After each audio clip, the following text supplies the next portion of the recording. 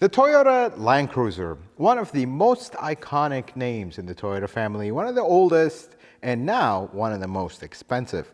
Folks, the Land Cruiser is discontinued in the US, and now the 200 series, which is the last edition it sold in the US, is starting to gain extreme high values. I mean, they're selling for so expensive, so much money, that I wanted to make this video to talk to you about them, but most importantly, before you write that big check for one, there are some things that you should know about them that you should avoid and not get into that just because it's a Land Cruiser, it's good. Some of them are actually not good, and some problems they have are not good. I want to share this with you in this video and more right after this.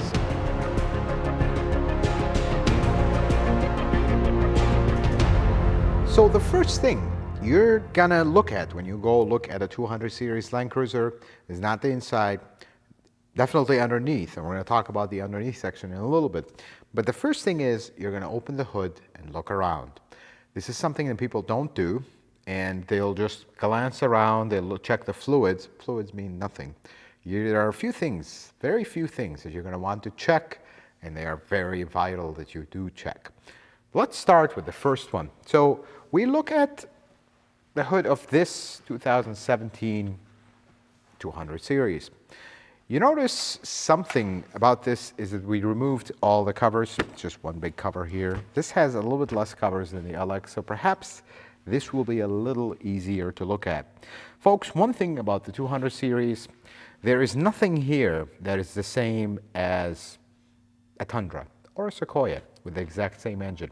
This is a 3URFE, very known engine now, and now the engine that everybody wants in their Tundra and Sequoia because they're gone from the newer models. This is not exactly the same as the one in the Tundra and Sequoia. It's built in a different plant, and it's built a lot different. I mean, you look at things like without even getting too technical here, just the type of plastic they use here, even the plastic stuff, they're just built better, they're built different. And this is the point of the LC200. You look at the radiator, look at this massive behemoth. I'm sorry, as big as a Tundra is, they just don't have a radiator this big and this solid. And you touch this core, it feels like a piece of metal. It doesn't feel like plastic. I am yet to see a radiator leak on a 200 series. They will eventually when they get really old, but this is not something you will have to worry about. However, you might want to take a glance at it because they are extremely expensive. If somebody drops something very strong, that might break. But let's get into more the important things. See, this engine bay is very crowded. I mean, you look here, you don't really have a lot of space. In this side, that side is even worse. You don't have a lot of space. So, for example, if you're buying one around 120,000 miles, the question would be, have the spark plugs been done? And this is actually what this particular Land Cruiser is here for. And the best part is, the owner did want to attempt this himself, did buy his own spark plugs, and they were counterfeit. Speaking of parts and counterfeit, you start seeing aftermarket everything, aftermarket this, aftermarket that, walk away. This is not the LC for you, trust me. You buy a Land Cruiser because it is built like a tank, but when all the parts that are tank-like have been taken out, put aftermarket, walk away. That's not a good one. The number one thing you will look at that is a little bit difficult to see is the edges of the engine. You will look in this exact edge here and there. We're going to be looking for oil leaks right in this area. You're going to look all the way down. Make sure there's no oil leaking, especially when you start looking at the older ones, because this is one of their things that love to leak, and they're very hard to see with all the covers on. You might not see it. You drive it a little bit, it's fine. Then you take it a longer drive, it smells like burning oil. Then we look in this section. This section is a little bit easier to look at. You have a little bit better access. You look at the power steering pump. Power steering pump is right here. You look at the top of it, and then you start looking all the way back where you start seeing the exhaust manifold. What you're trying to see here is, do we have oil leaks, front timing cover leak? This is a leak that is very common on these, and should you have that leak, perhaps that's not the one you want to get because it's very expensive to repair and it's very invasive. And more importantly, if you find one in a good deal, you know what, that's fine, I know it's leaking oil. Whoever fixes it needs to know what they're doing. This engine is a beautiful masterpiece, but you start mistreating it, don't clean things right, do a few things wrong, you will destroy it very quickly. Then we look at the LX570, which is, just for a record, they're exactly the same. I mean, look at this. If I would have switched halfway through, you wouldn't have noticed, because guess what? This is exactly the same. This big old radiator is exactly the same, down to the part number, down to everything. They're exactly the same. Now this LX570 does have the leaks that we talked about. So we're going to start our inspection kind of from the beginning. We're going to look here. Looks pretty dry. See a belt that has seen better days. It's of course an aftermarket belt, which is not cause for alarm yet. But then we continue our inspection and we look in this area. And when you look at that, it's all wet with oil, and that's usually your red flag that things are leaking. And then you follow that in. It's going to be very hard to show on camera. You see oil all over the place. And if you really start looking down, that's when you'll start seeing haze of oil everywhere in this particular area. This is an indicative that we have a leaking front timing cover. And this one, as you'll see when we look at it underneath, this one also has the cam tower leaks. Now I will share one small thing about the cam tower leaks and we'll talk about them. The other area you want to look at is through the wheel well. We're going to look right in this direction. You're going to sit down and we're going to look at the exhaust manifold right in this area. Do you see that right there? That is oil all over the place. We're going to get a better look at it when we go underneath it, but there's another place right there. You can see the edge of the valve cover and kind of the back of the front timing cover. As you drive, oil is getting pushed back and you'll see it. We look at this one has nothing. If you look here, if you look through the fender well, the edge of the engine, I have nothing here. It's all dry. There's a little bit of remnants, like that stuff you see, that black you see right there, that's actually the undercoating. But if you look at this one, compare it directly, see how wet all that is right there? That's what you do not want. If you're paying a high dollar price for one of these, that's what you do not want. This has the AHC, which we're going to talk about in a little bit. This one, the other one does not. So folks, I see people spending more time on the inside. No, does my sunroof work? Does my seat work? Does my radio work? All this stuff, you're not really going to have problems with. There is one exception though. 2009, 2008, they had a problem with seats. Seat cooler is not working, seat heater is not working, seat flat out doesn't move or it jitters or makes noise. Those are the 2 years you want to check seats for real. Otherwise, you're not going to have many issues with seats, nor for that matter, anything inside, with the exception of one thing. Let me close the hood and we'll share something. And this actually, you can use this for any car. You have to look at the windows, especially the windshield. This says Toyota on it. This is an original glass. And the other thing is, and this is going to be impossible to show you on camera, just because this says Toyota, it's an original glass, but what if it was an original replacement glass? It's very hard to show you on camera, so we're not even going to try, but if you look through the vents here with a really good light, you'll see like a run of the glue that they use. When they've been replaced, you'll see that rundown, black rundown. If you don't see it, it hasn't been replaced. Then we look at this one. Let's go look at this one, if it's been replaced or not. Now this one being a Lexus, we'll say Lexus on it. Folks, I will give you a general warning, and this goes back to the days of the 100 series. If you have glass that have been replaced before, be careful. The first area you're going to want to check after that is going to be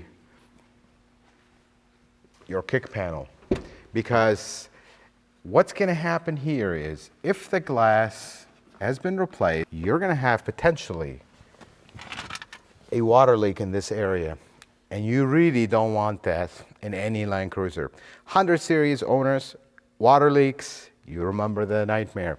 This is exactly the same. There's just too much going on in this area where any water leak from the windshield, you have big problems. So that's another thing you want to check for.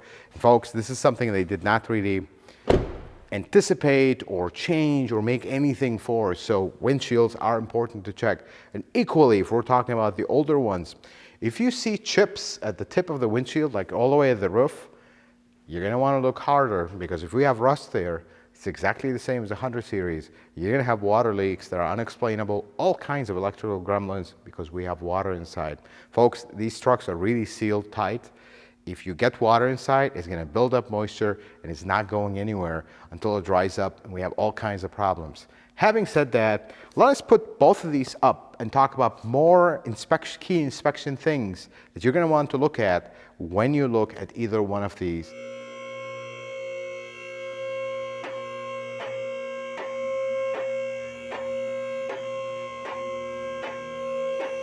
So the first thing you're going to do when you look at a 200 series Land Cruiser, and this is something actually for any car, 90% of the truth of any car lies underneath it. People can shine the body, people can shine the interior, make it look like $1 million. But when you look underneath it, that's the truth.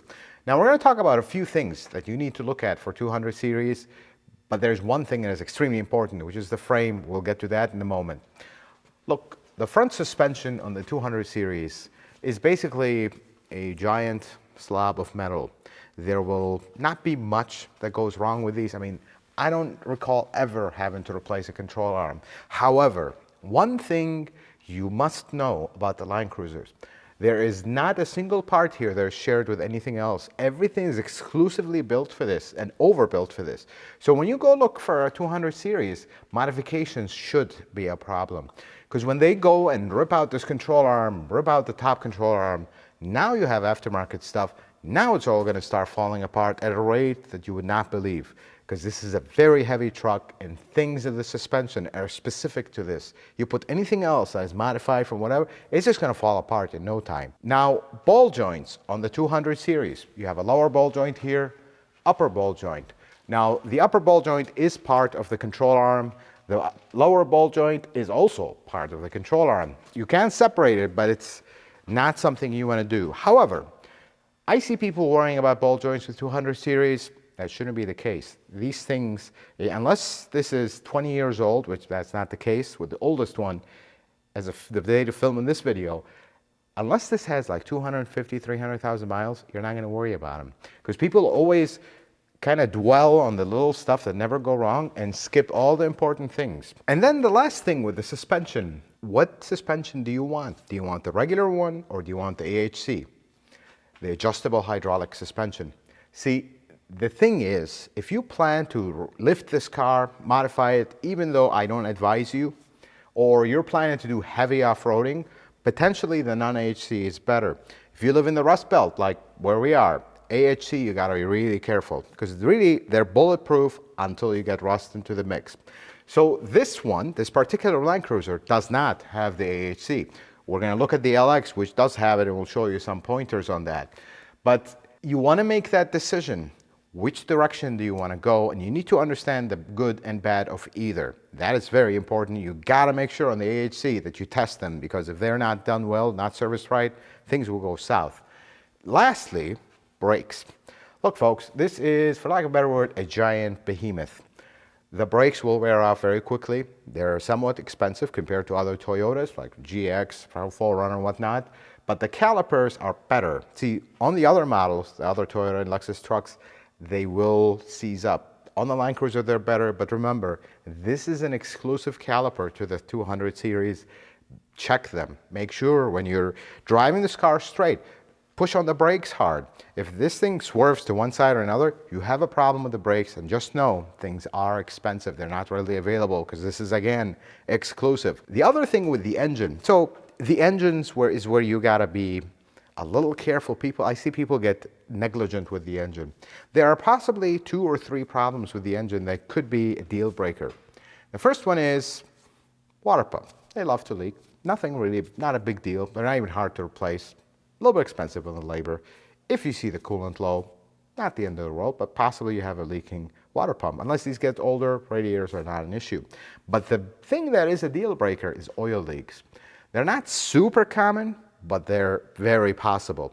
There's one leak you gotta watch for, which is the cam tower leak. Let's show you the area that you're gonna look. If you look right in this area, right between the frame and the catalytic converter, right in that area, if you see any oil, that's a problem. And the thing about this leak is, I mean, you literally have to tear half this engine apart to fix it. And initially, it's not a big leak. You're going to see a little bit of oil, a little bit of seepage, but then it starts leaking in the exhaust manifold. And that's exactly what we're going to show you on the LX when we get to it. It has that leak so you can see it. This one does not have it. So this is one of the things you got to look at. The other thing is harder to see without removing the covers. Front timing cover leak. But I'll also show you that on the LX because that one does have it. It's a little bit older. But the most important thing beyond all this, rust levels, folks. I have seen so many people get burned by 200 series that are rusty. Look, these don't develop holes, but they get so bad that any job you do turns into a job and a half. You do something with the exhaust, it just all crumples. See, this one is not that old, but it's already crumbly. I mean, there is no chance you're removing these bolts. So this is what you gotta watch for. But this is a clean one.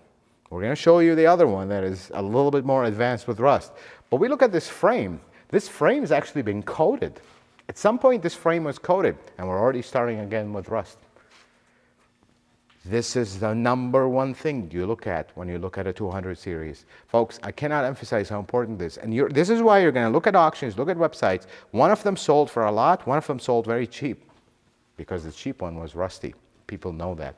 You have to look at the rust. This is so important. This will make the best car or the worst car decision if you pay top dollar for one that is rusty. Everything else, and the truth have to be said, when we go into the rear end, there is not much that happens here. They're just giant piece of metal. They will run forever, and you'll wonder, do I have to do anything here? Maintenance is important, but when it comes to the rear end, this is the Land Cruiser's party piece. I mean, this is an exclusive differential for this. It is not the same as others. Similar design as 5th generation 4Runner and whatnot with the multi-arm.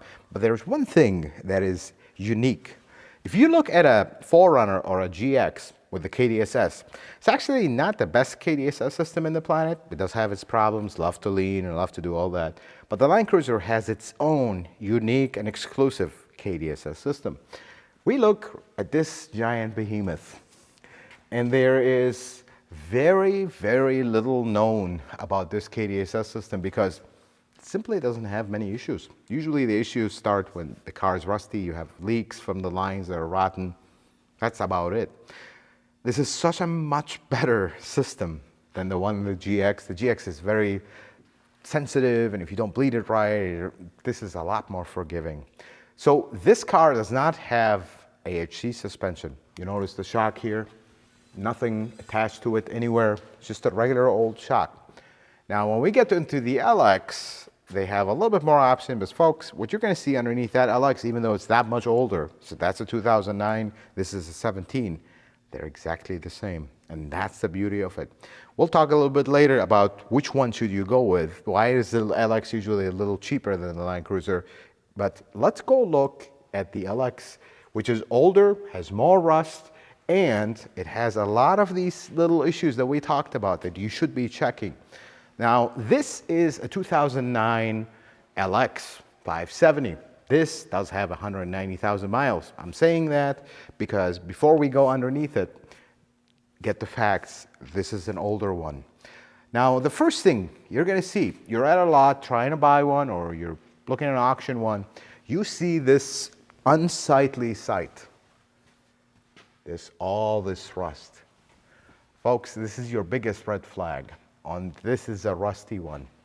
It's not as big of a red flag as, let's say, a Land Cruiser or a GX, but this is a problem.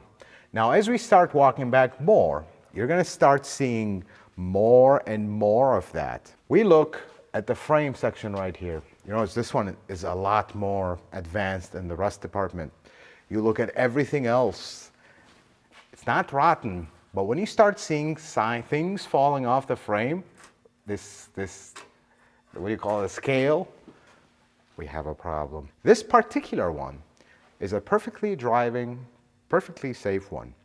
But you don't want to pay top dollar for a car like this, because this is where the problems will start. I mean, everything is extremely rusty, and I'll show you an example in a little bit. But before we do that, I want you to see the oil leaks. We're going to look at it from the bottom so you see them. If you turn the camera and we look at the same spot, the exact same spot, you're going to see that there is actually oil sitting on the exhaust manifold.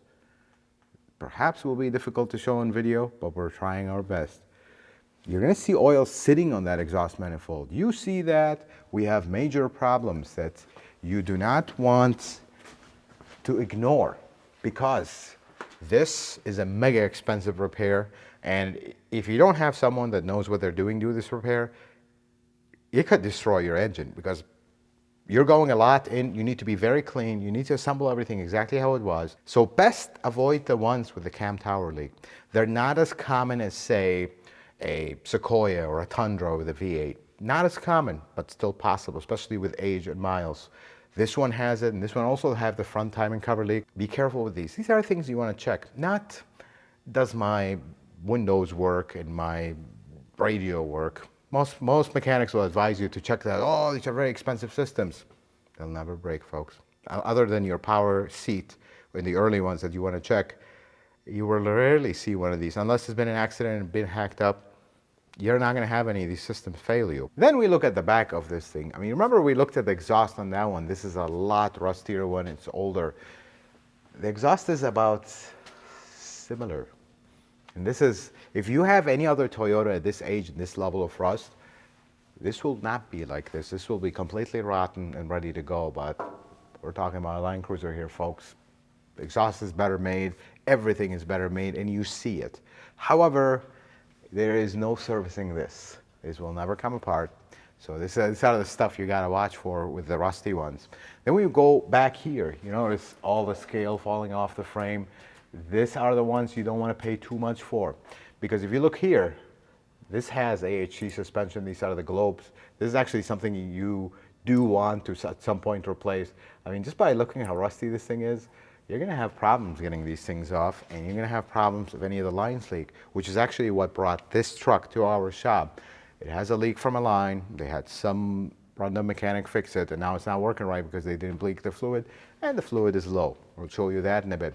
Speaking of fluid and low in AHC, you get a car that has AHC, the number one thing you will do every single time, not once, 3-4 times, you're in neutral, the regular height, you're going to put it in high setting.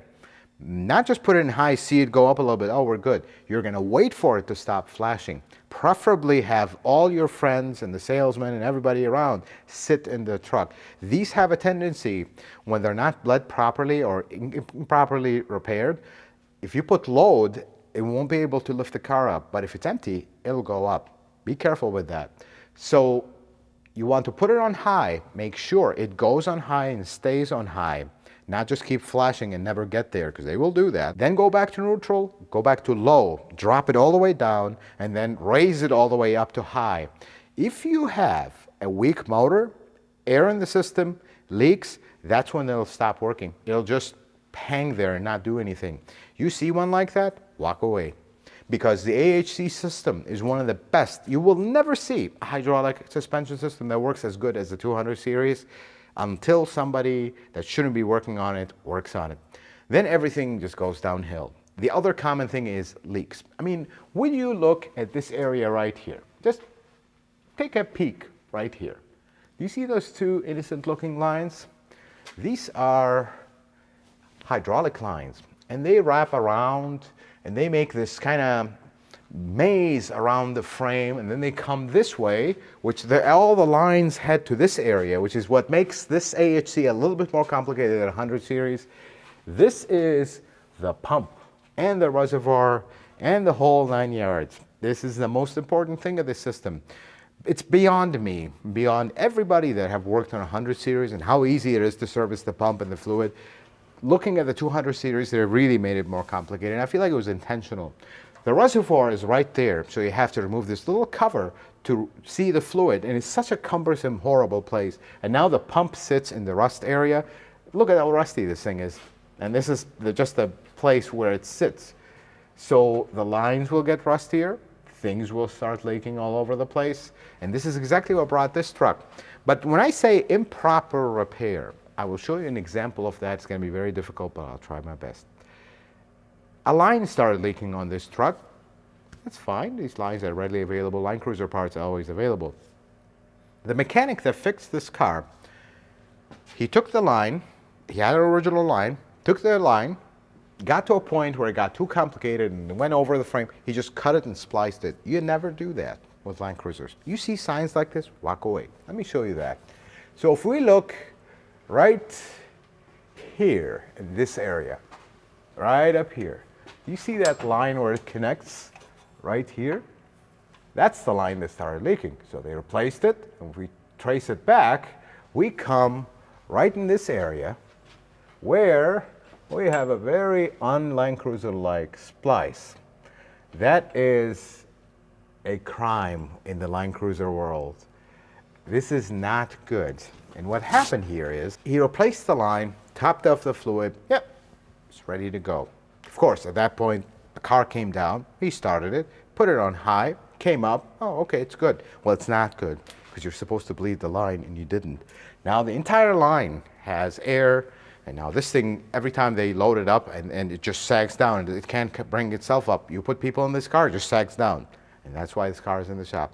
Folks, you gotta be really careful with the AHC and who works on them. You replace a line, replace the entire line, more importantly, bleed the fluid. But more importantly than all that, if the system is working perfectly fine, replace the fluid every 60,000, 6 years, because when this fluid gets too old, it starts to have all kinds of floaties in it, and that's what clogs all your valves, and now we start having problems. So the number one question here is, should you get a Land Cruiser or should you get a Lexus LX? Folks, usually, if you look at the similar model, like you go look at an ES and an Avalon, the ES will be nicer than the Avalon because they want to make their luxury brand nicer, they have better insulation and whatnot. But in the case of the Land Cruiser and the LX, this is the one case that is an exception. They're actually exactly the same. And even though at a kind of a glance, the LX will seem like it has more options, that is not the case. They're built exactly the same way. They have exactly the same options. Perhaps the Lexus, some of the lower option trims will not exist. The Land Cruiser will, but other than that, they're exactly the same. So you might be asking, why is the Land Cruiser more expensive than the LX? For reasons only known to the enthusiast of the Land Cruiser. People want to say, I have a Land Cruiser, as they point to the word Land Cruiser on it. But when they say, I have a Land Cruiser, and people who are oblivion to what a Land Cruiser is, wait, but that says Lexus LX570. You said you have a Land Cruiser. Well, it's the same. Land Cruiser folks don't like that. They just want to point at the word Land Cruiser, and anybody who has no idea what a Land Cruiser is will know exactly what it is.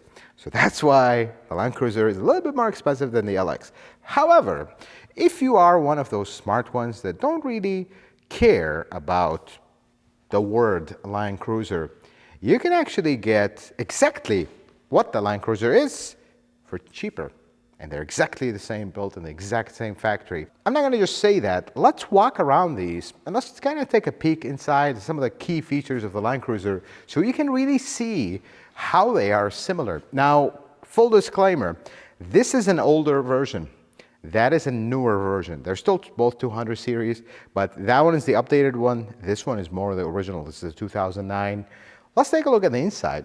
I mean, apart from the steering wheel perhaps and the center stack, they're exactly the same.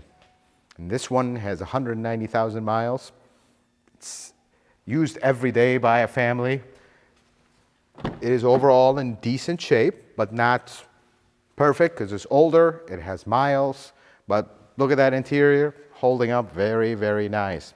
But one of the distinguishing features of the Land Cruiser is the back door. When you look at this back door, the first thing is the top half opens. It is power, and that is pretty cool. And then there's a little mechanics kind of trick. If you can't inspect these underneath, and it's an older one, When you open the door, look at some of the bolts here. Or if you're looking at pictures of one, usually dealerships will not list interior pictures of these cars, but they will list this open and they will show you this. But you can actually tell this is a rusty one just by looking here. See all the little clues. But then the iconic thing about it is the tailgate deal. So this is a two-part door and it opens. Third row seat on the 200 series is fold down. That's just one of the classic things. You see them standing right there. That's how the 300 series is. They just didn't figure out the floor-mounted third row seat. But now that you've seen this one, and of course this is power. Don't know why it is power. It's such a light door, but you know they had to compete. We look at the Land Cruiser, the one that you can tell your buddies, I not only has a Land Cruiser, I have a V8 Land Cruiser. By the way, they both have the exact same engine. We look at the Land Cruiser. Now, do you notice something extremely familiar? Didn't we just look at this exact thing, except this doesn't have the power option? This is more of a base model. Exact same bolts, perhaps slightly different bracketry because the taillights are a little bit different, but the same thing. You can also look at these bolts and you could tell this one is a lower rust level one. And then, would you look at that? Doesn't that look exactly the same? Even down to this. This one did have the third row seat, but the owner opted to remove it physically. And you can see where it bolts down to. You see the bolt sitting right there. To each their own. I understand. This is not exactly the easiest, most convenient third row seat to use. And if you have no use for it, remove it. It'll give you a lot more room here. But do you see where we're coming with here? They're exactly the same. And this one doesn't have the power door, but it's such a light door. Might as well close it. Let's look at the inside. See, this is a later revision of this one. If you look at the inside, other than the center stack, perhaps the steering wheel, it's exactly the same. That's the key thing here. Let's look at the back seat. This one has the TVs. The other one didn't. Do you see how the options are kind of all over the place? This one doesn't have hydraulic suspension, but has the TVs in the back seat. This one doesn't have the back seat TVs, but it has hydraulic suspension. The options will vary over the years. And really, the one change that happened to the Land Cruiser over the years is the transmission. It went from a 5-speed to a 6-speed. The debate is long and very wide about which one is better. They're both good. The end of the story. 6-speed will tend to have a feeling of kind of shifting more because it has one more gear. The other one will feel exactly the same. Folks, you need to look at options and condition more than which transmission is better, they're all the same. And the engine's exactly the same. These two trucks are exactly the same. There is absolutely no difference between the Lexus and the Land Cruiser. They're exactly the same. So folks, let's recap the most important things. First, the inspection. The number one thing, rust. You gotta look at that frame closely, especially if you're buying an AHC one, because the AHC and rust and lines, things get very expensive, and that's usually what makes them fail. The second thing is the engine condition. Do we have the common leaks? Water pump, I'm not too worried about, perhaps negotiate the price a little bit, but leaks, front timing cover, cam tower, these are high dollar repairs that you're gonna not want to pay high dollar for this car because it has these issues. And the last thing is aftermarket modifications. The Land Cruiser is extremely capable off-road stock. So when you go find one that is lifted and all this crazy suspension, I don't know what's the point of that, because the whole point of the Land Cruiser is it is a nice place to be at the top of the mountain. Basically, as it sits, you can go off crazy off-roading without modifying anything. That's the whole point of the Land Cruiser. So when you see one modified, I guarantee you they took perfectly fine parts, put inferior aftermarket stuff, and now it's no longer reliable. Basically, might as well go buy a Range Rover. It's exactly the same. That's the problem. This is why the reason you should buy a Land Cruiser is because you want something solid, comfortable, nice, and reliable. But when you go modified, that all goes out the window. So be careful with that and look closely at things. Alternator, starter. Starter is another one. When you get into the older ones, they're expensive to replace. Perhaps preventatively, some people have replaced them. I don't advise it. They're not that known for starters, because the starter in this is a lot better than the Tundra and Sequoia, but still, you get one with 250,000 miles, that's a 2008, 2009, perhaps you want to look, has the starter been replaced? Don't replace it preventatively on the newer one, but these are the things you want to watch for. And has the starter been replaced with an aftermarket one? That is the worst thing in the planet. Lastly, do you go Land Cruiser or do you go LX570? Well, if you're the type of person that is a kind of a Land Cruiser loyalist or fanatic, you want to point at the word Land Cruiser, then unfortunately you're going to have to pay a little bit more. But if you're practical and you don't really care about this, you're not a purist, if you would, but you want that experience of the Land Cruiser, I actually encourage you to look at the LX570 because they're cheaper and they're exactly the same. And that is the God honest truth, folks. Don't overpay for these things, folks. The market is going where it's going, but in the end, remember, it is a car and it is very well made. However, don't excessively overpay for them, because it comes a point where it doesn't make sense. And I understand that that's dictated by the market, but if you're going to overpay for one and you have no choice and you really love it and really want it, at least buy a good one. And I hope this video helps you do that. Folks, I hope this video is helpful and informative. I hope you learned something new. If you like it, consider giving it a thumbs up. If you're not a subscriber, consider subscribing to the channel. Check out some of my other videos. And until the next video, folks, may the Lord bless you and keep you. And you have yourself a wonderful day.